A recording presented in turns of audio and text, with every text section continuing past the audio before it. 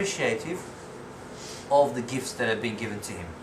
Now, a non-believer enjoys the same bounties, exactly the same bounties as a believer. The non-believer enjoys exactly like as a non-believer, but the non-believer, the vows, the person who's eating as a Muslim says, Alhamdulillah, thanks be to my Creator that He's given me this, and He's appreciative. The one who does not have any belief in a Creator cannot say this. What does he say instead? Nothing. He will devour Allah's bounties like a usurping, like a thieving animal. This is his product, this is Allah's. Allah is giving us a gift. Imagine somebody is offering you sweets, gives it to you in your hand like this, and the other guy grabs your hand and just rips it off you. You're offering it anyway. You see the difference? Disrespect. Or the other person, brother, oh, thank you so much, brother, I really appreciate that. It's the same thing. He's going to eat, and the other guy's going to eat anyway. But this guy gets rewarded for his eating.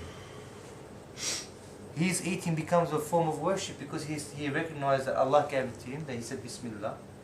He recognized where he came from. He made tafakkur, that he's contemplated that it is from his Lord. And he is thankful by saying Alhamdulillah at the end of the meal. The guy gets rewards. He might gain Jannat just for eating fruit. He's enjoying himself, he's pleasuring himself, and he's going to Jannat for it. Allahu Akbar. This is the compassion and love of Allah. But the other person, he eats all the bounties through, he breathes all the oxygen which Allah subhanahu wa ta'ala is given to him to sustain him. No thankfulness, no nothing. He's like a usurping, like a grabbing, and without asking, without permission, usurping, thieving animal. Not animal as in like disrespect, because animals all worship Allah subhanahu wa ta'ala and they praise Allah subhanahu wa ta'ala too. But if human being doesn't have any faith, then he believes he comes from animals anyway. He's like an animal himself. So it's no disrespect to anybody, is it? It's funny because when people say, oh, you come from the monkeys and this and that, whatever. And if you ever went to a non-believer and you said you're a monkey, the guy will punch you in the face. But if the guy is a biology teacher, he's teaching you that he is a monkey himself, and he's trying to convince you that you're a monkey. You come from a monkey, and you are a monkey, and you're an animal, right? He's trying to convince you. But when you say to that same teacher, you're a monkey, he'll expel you from school. Thus, in the month of Ramadan, the instinctual soul, the ego, the nafs, of everyone, from the richest to the poorest person, they may understand that it does not own itself. That you do not own yourself. Ramadan, you will understand this. This is not my food, this is not my hands. I can't just reach it and grab it. It's not my mouth. This mouth is under control. Allah has made this. Allah has put these eyes here. It's His eyes. I'm not going to look at haram. I'm not going to listen to the wrong things. I'm not going to eat. I'm not going to say the wrong things. All these things, once everything is controlled, you feel like you're in prison basically. But really it's true freedom. It's not imprisonment. But when you feel, because the nafs wants to be free. I want this, I want that, I want that. It's like a usurping animal. When the person is held back and says, no, you can't do this, you can't do that, you can't do this, what happens? Right? And the person understands, hey, I don't own myself. I'm owned by someone else. Allah owns me. But he recognizes during the month of Ramadan that he is totally owned. That he is not free, but you are a slave of Allah.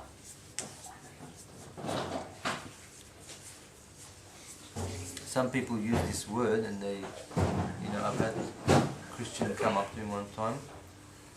A Christian brother come up to me and said, oh, you guys are slaves of God.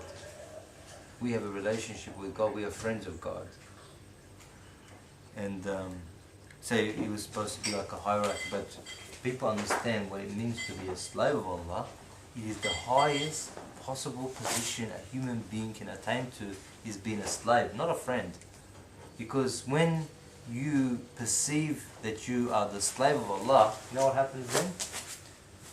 The person who is a slave of Allah becomes the master of the universe. Being a slave to the one who owns everything, who has power over everything, the one who can sustain so generously, to be able to do whatever he feels like. The riches is under his command. Everything is with him. To be the servant of such an infinite power, infinite glory, infinite majesty, infinite beauty, infinite perfection, infinite of everything, to be a slave of that creator, he makes you the Khalifa of the universe. He makes you the king. He names you. He says, you are my Khalifa. Allahu Akbar. He makes you the sovereign, or the vicegerent as they said, of the whole universe. The whole universe is under your command. The stars that are out there have been created for your eyes' pleasure. All the foods that have been created for your delights of your taste buds. For all the colors and shapes and forms that are being created for your delight of your eyes. All the smells of the beautiful things and flowers and stuff, all being created for your delights. You can look at a tree and say, I own that tree. You look at the sun and you go, the sun rises for me. The stars put in its place for me. The night falls so I can have a rest. The morning sun comes up so I can get up and work and earn a living. The grass that I walk on is like padding and shoes for my feet. Allah's made it for me. Everyone benefits from it. It's like theirs. But look at this now. By being the slave, what have you just become? The whole universe becomes your slave. By you being a slave, the universe becomes your slave. Allahu Akbar. One time, it was very close to Ramadan time, and there was a Filipino guy, and we were sitting down, and the guy started eating, and and I said to him, I'm very amazed, normally in the Philippines, you find that a lot of people are Muslims and that. I'm surprised that you haven't been affected by Muslims, And then he said to me, first response, he goes, I'm not a slave. He goes, I'm free, I can do whatever I feel like. Because I'm free, I can do whatever I feel like. And then I said, no, you're actually a slave. And the guy got really offended, He goes, why are you saying that for? I said, because the person who is a slave to God, I was explaining to him, slave to God becomes the master of the universe. He's free to do whatever he feels like under the command of Allah. I said, but you're a slave to your own desires. Your desire says, pick up that beer and you drink it. You can't help yourself. You've got no choice. I go, you're a slave to the bottle. You're a slave to everything that your desire wants. You have to do it. I go, that's being a slave. My desire says, I want this food, and I say, no, I am your commander. I will not eat that food right now. I will eat it later when I feel like it. Not because you're asking me or telling me or commanding me to do so. And this self-restraint is being a master of myself, not a slave. And that's true mastery over people. And he actually agreed to it. Man looks, the donkey's on top of the man, right in the man. You guys should be other way around. Man should ride it like our nafs sometimes. Our nafs is like a donkey. And you're supposed to be riding the donkey and making him take you places.